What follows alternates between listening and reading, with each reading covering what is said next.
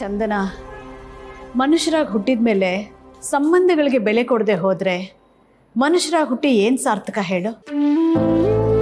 ನಾವೊಬ್ಬರನ್ನ ದ್ವೇಷ ಮಾಡಿದ್ರೆ ನಮ್ಮನ್ನು ದ್ವೇಷ ಮಾಡೋಕ್ಕೆ 100 ಜನ ಇರ್ತಾರೆ.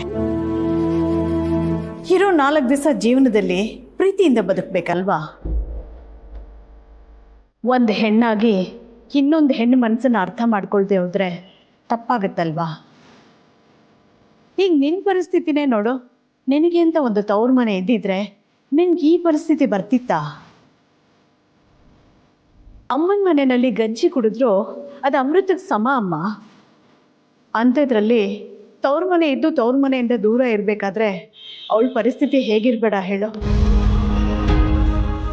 ಹೌದಮ್ಮ, ಎಲ್ಲರೂ ಇದ್ದು ಯಾರೂ ಇಲ್ದಿರೋ ಥರ ಬದುಕೋ ಜೀವನ ಇದೆಯಲ್ಲ, ಆ ಜೀವನ ಯಾರಿಗೂ ಬೇಡ. ಯೋಚನೆ ಮಾಡಬೇಡ ಚಂದನ. ಕಾಯೋನೇವನು ಕೊಟ್ಟು ನೋಡ್ತಾನೆ, ಕಿತ್ಕೊಂಡು ನೋಡ್ತಾನೆ. ನಾವೆಲ್ಲ ಪರಿಸ್ಥಿತಿಲೂ ಸಮಾನವಾಗಿದ್ದರೆ ನಮಗೆ ಸಿಗಬೇಕಾಗಿದ್ದು ಖಂಡಿತ ಸಿಗುತ್ತೆ.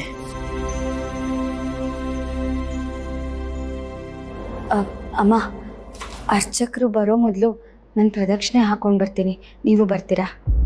ಇಲ್ಲಮ್ಮ, ನೀನು ಹೋಗ್ಬಾ, ನಾನು ಇಲ್ಲೇ ಇರ್ತೀನಿ.